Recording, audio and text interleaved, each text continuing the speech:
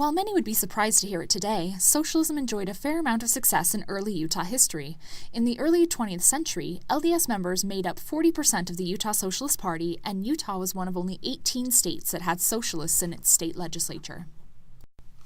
One socialist who spent a fair amount of time in Utah during the 1900s is still known today, but not for his political leanings.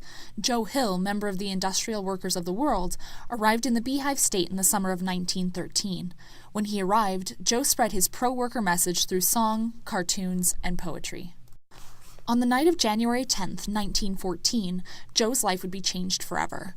At approximately 10 p.m., two men with handkerchiefs covering their faces broke into a small grocery store in Salt Lake City. The owner, John Morrison, was cleaning up when the men burst in and began firing. Morrison's son Arling retaliated, and the men fled the scene, but the damage had already been done. John Morrison died in his store before help could arrive. Local police believed that this attack was personal to the Morrison family, as no money was taken from the till, and police carried the story of a revenge killing. That same evening, a doctor in Murray reports treating Joe Hill for gunshot wounds. Dr. Frank McCaw testified that Hill claimed that he and another man had been fighting over a woman, but refused to give any further details.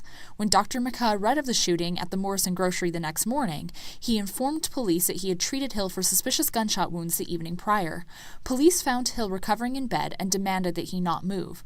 When Hill reached for his pants, the officer fired, shooting Hill through the hand and shattering bones. During his trial, some believe that Hill's behavior made him appear suspicious. Joe Hill initially represented himself, but later accepted the offer of two local attorneys to represent him free of charge. Midway through the prosecution's case, however, Hill announced that he felt his attorneys were actually working for the district attorney in order to falsely convict him of the crime. Hill also refused to take the stand in his own defense and would not give further details on the fight he claimed to have been in. The jury deliberated for only a few hours before returning a guilty verdict and death sentence.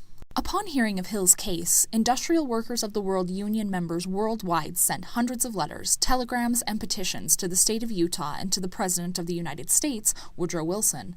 Notable socialist Helen Keller even pled with the president to overturn the sentence. Wilson intervened, but Utah Governor William Spry, a Republican, adamantly refused to listen to Democratic President Wilson.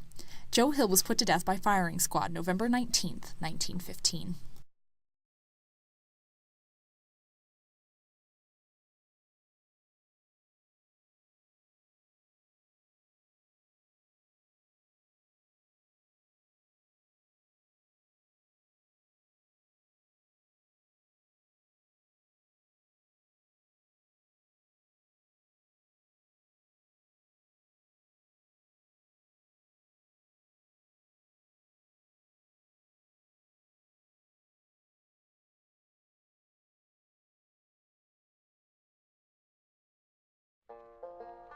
I dreamed I saw Joe Hill last night, alive as you and me. Says I, but Joe, you're 10 years dead. I never died, says he. I never